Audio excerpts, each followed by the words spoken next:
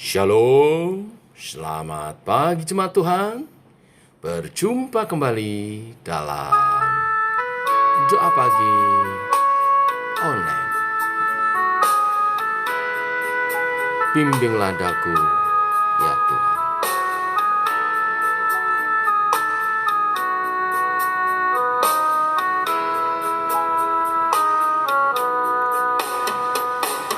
Bimbinglah daku, ya Tuhan, di sepanjang jalan hidupku. Firman-Mu bagaikan suluh, agar ku tak sesat di jalan. Dengan Yesus di sisiku, dengan Yesus membimbingku, dengan Yesus menopangku, ku tak jatuh. Oh, dengan Yesus di sisiku, dengan Yesus membimbingku, dengan Yesus menopangku, ku tak jatuh.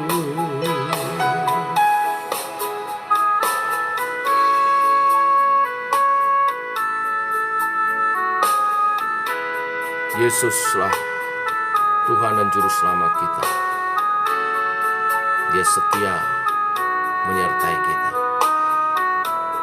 Mohon bimbingan.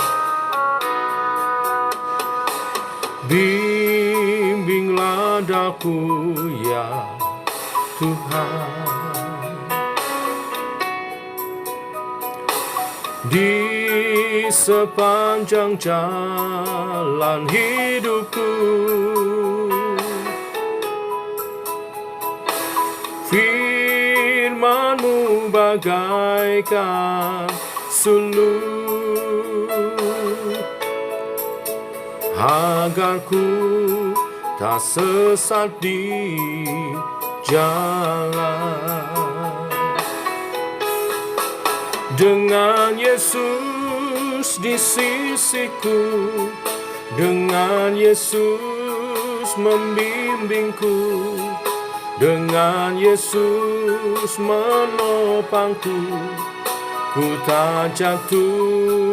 Oh, dengan Yesus di sisiku, dengan Yesus membimbingku, dengan Yesus menopangku, ku tak jatuh. Dengan Yesus di sisiku, dengan Yesus membimbingku, dengan Yesus menopangku, ku tak jatuh. Dengan Yesus di sisiku, dengan Yesus membimbingku, dengan Yesus menopangku, ku tak jatuh. Dengan Yesus menopangku, ku tak jatuh.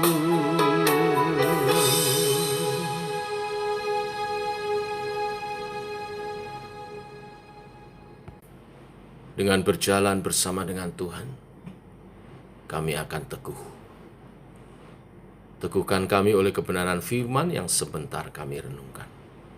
Karena firman-Mu adalah suluh dan terang bagi jalan kami. Terang benderang seperti rembang tengah hari. Demikian perjalanan kami bersama dengan Tuhan. Berfirmanlah, kami siap mendengar dalam nama Tuhan Yesus Kristus. Amin. Bapak Ibu, kita lanjutkan renungan firman Tuhan pada pagi hari ini. 1 Raja-Raja pasal 2 ayat 1 sampai 12. Demikian firman Tuhan. Ketika saat kematian Daud mendekat, ia berpesan kepada Salomo anaknya, "Aku ini akan menempuh jalan segala yang fana, maka kuatkanlah hatimu dan berlakulah seperti laki-laki. Lakukanlah kewajibanmu dengan setia terhadap Tuhan Allahmu, dengan hidup menurut jalan yang ditunjukkannya, dan dengan tetap mengikuti segala ketetapan perintah, peraturan, dan ketentuannya, seperti yang tertulis dalam hukum Musa, supaya engkau beruntung dalam segala yang kau lakukan dan dalam segala yang kau tuju. Dan supaya Tuhan menepati janji yang diucapkannya tentang aku, yakni, jika anak-anakmu laki-laki tetap hidup di hadapanku dengan setia, dengan segenap hati, dan dengan segenap jiwa, maka keturunanmu tak akan terputus dari tahta kerajaan Israel. Dan lagi, engkau pun mengetahui apa yang dilakukan kepadaku oleh Yoab, anak Seruya, apa yang dilakukannya kepada kedua panglima Israel, yakni Abner bin Ner dan Amasa bin Yeter. Ia membunuh mereka dan menumpahkan darah dalam zaman damai seakan-akan ada perang, sehingga sabuk pinggangnya dan kasut kakinya berlumuran darah. Maka bertindaklah dengan bijaksana dan janganlah biarkan yang ubanan itu turun dengan selamat ke dalam dunia orang mati. Tetapi kepada anak-anak Barzilai, orang Gilead itu, haruslah kau tunjukkan kemurahan hati. Biarlah mereka termasuk golongan yang mendapat makanan dari mejamu, sebab mereka pun menunjukkan kesetiaannya dengan menyambut aku pada waktu aku melarikan diri dari depan kakakmu Absalom. Juga masih ada padamu Simei bin Gera, orang Benyamin dari Bahurim. Dialah yang mengutuki aku dengan kutuk yang kejam pada waktu aku pergi ke Mahanaim. Tetapi kemudian ia datang menyongsong aku di sungai Yordan, dan aku telah bersumpah kepadanya demi Tuhan, tak akan kubunuh engkau dengan pedang. Sekarang janganlah bebaskan dia dari hukuman, sebab engkau seorang yang bijaksana dan tahu apa yang harus kau lakukan kepadanya untuk membuat yang ubanan itu turun dengan berdarah ke dalam dunia orang mati." Kemudian Daud mendapat perhentian bersama-sama nenek moyangnya, dan ia dikuburkan di kota Daud. Dan Daud memerintah orang Israel selama 40 tahun. Di Hebron ia memerintah 7 tahun, dan di Yerusalem ia memerintah 33 tahun. Salomo duduk di atas tahta Daud, ayahnya, dan kerajaannya sangat kokoh. Amin. Bapak Ibu, sebelum mati, Daud memberikan nasihat-nasihat untuk Salomo supaya kerajaannya kokoh. Nasihat yang pertama adalah agar Salomo berani menanggung apa yang perlu dia pikul sebagai seorang raja. Daud akan segera mati dan Salomo tidak boleh menggantungkan dirinya kepada Daud. Dia harus menjadi kuat dan memulai panggilannya menjadi seorang raja memimpin bangsanya, walaupun tanpa penyertaan ayahnya Daud. Ini nasihat yang sangat penting dari seorang ayah kepada anaknya, Bapak Ibu jemaat Tuhan. Suatu saat sang ayah akan mati dan anak itu harus sanggup memikul beban panggilannya sendiri. Dia harus mampu walaupun tidak ada lagi bimbingan dari ayahnya. Ini nasihat yang indah. Tidak ada gunanya membuat anak bergantung kepada orang tua. Seorang anak laki-laki yang tidak bisa memikul tanggung jawab akan hidup dengan cara yang sangat memalukan. Seorang anak laki-laki yang disediakan terus segala kebutuhannya oleh orang tuanya akan menjadi anak yang mempermalukan orang tuanya sendiri. Jika kita diberikan anugerah seorang anak laki-laki, jangan sediakan segala sesuatu baginya, tetapi latihlah dia memikul bebannya sendiri dan beban orang lain juga. Maka dia akan menjadi seorang yang tangguh, pemimpin yang hebat. Hal berikutnya Daud lakukan adalah mengajarkan kepada Salomo untuk mengikuti firman Tuhan, yaitu Taurat Musa. Bapak Ibu, inilah rahasia kesuksesan Daud sebagai raja. Dia bukanlah raja yang paling cerdas atau paling hebat dalam strategi perang. Dia bahkan bukan raja yang paling berani. Berapa banyaknya Mazmurnya berbicara tentang ketakutan hatinya. Tetapi karena dia mentaati Taurat, itulah sebabnya dia menjadi raja yang terus dipimpin dan diberkati Tuhan. Perbedaan raja-raja dunia dengan raja Israel adalah raja Israel harus memiliki Taurat di dekat tahtanya, sehingga ia mentaati Taurat dan menempatkannya sebagai otoritas paling tinggi, bukan dirinya sendiri. Hal itu dicatat dalam Ulangan pasal 17 ayat 18-19. Bapak Ibu, hikmat sejati hanya ada pada firman Tuhan. Kiranya firman Tuhan menjadi otoritas paling tinggi dalam kehidupan kita sekalian, terlebih bila kita adalah seorang pemimpin yang memimpin umat. Kiranya firman Tuhan ada di sebelah meja kerja kita, tempat belajar kita, sehingga kebenaran firman itu kita dengar setiap saat. Kita gali dan kita mengerti, sehingga menuntun kehidupan kita. Biarlah keindahan firman Tuhan memberikan gairah kepada hidup kita. Biarlah kesucian Tuhan dinyatakan di dalam firman-Nya mengontrol etika hidup kita. Biarlah kebenaran firman Tuhan yang mencelikkan mata kita untuk melihat segala hal yang ada di dalamnya itu dengan tepat. Biarlah kebenaran firman Tuhan yang nyata dalam firman-Nya membuat kita mempunyai karakter yang agung. Yang ketiga, pesan Daud agar Salomo hidup dengan setia di hadapan Tuhan, supaya janji Tuhan bisa diterimanya. Kesetiaan mengikut Tuhan berarti konsisten di dalam mentaati Tuhan, konsisten di dalam mengasihi Tuhan, konsisten di dalam memuja, menyembah Tuhan dalam ibadah-ibadah. Konsisten di dalam mengikuti Tuhan, konsisten di dalam menyembah Tuhan dan beribadah kepadanya. Apakah gunanya kita mempunyai jiwa yang rela berkorban bagi Tuhan, bahkan rela mati demi Tuhan hari ini, tetapi besok kita menyangkal Dia? Apakah gunanya kita mentaati Dia sekarang, tetapi kemudian kita sulit setia dan mengabaikan firman-Nya? Salomo dinasihati oleh Daud agar tetap setia dengan segenap hati dan segenap jiwa. Dia tidak boleh berbelok ke kiri atau ke kanan. Nasihat ini sebetulnya berlaku seumur hidup kita. Sayangnya di masa tua Salomo jatuh dalam penyembahan berhala. Jika Salomo pun gagal, betapa kita harus dengan gentar minta kekuatan dari Tuhan. Kita tidak boleh gagal.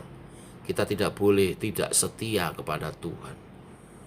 Bukankah Kristus telah datang mengorbankan dirinya di atas kayu salib demi dosa-dosa kita?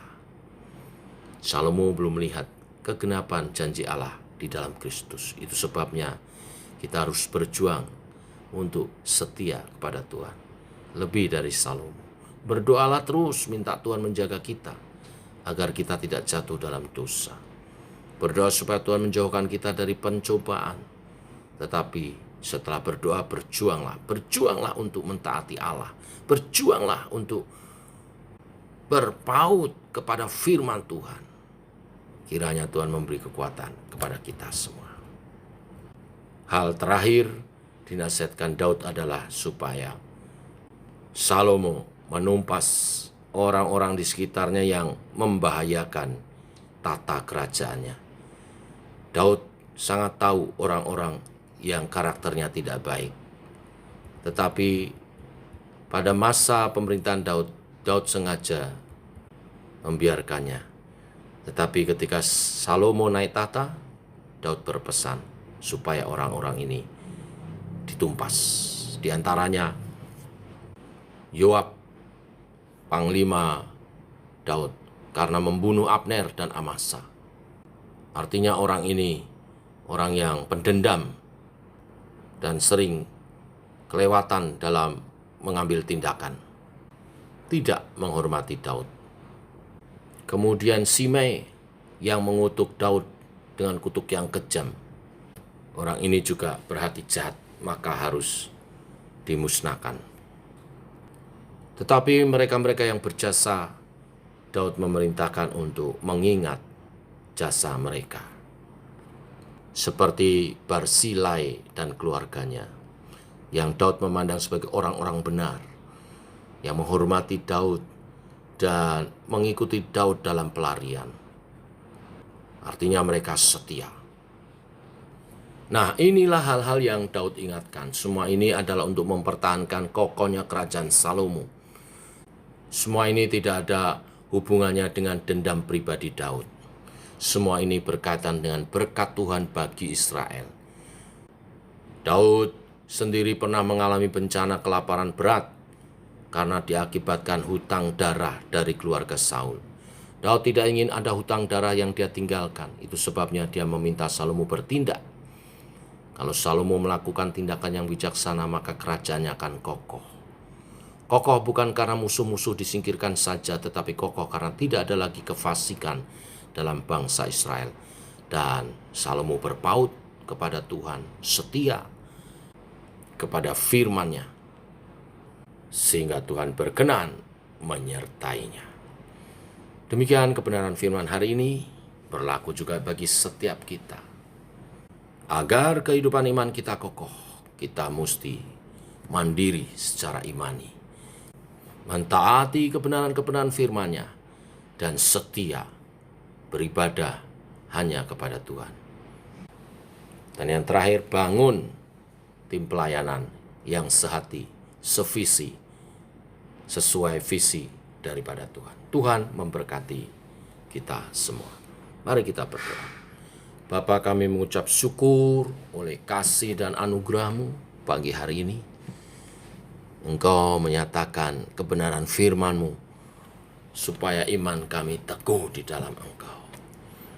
Kami harus membangun kehidupan iman kami secara mandiri, bukan bergantung orang-orang di sekitar kami.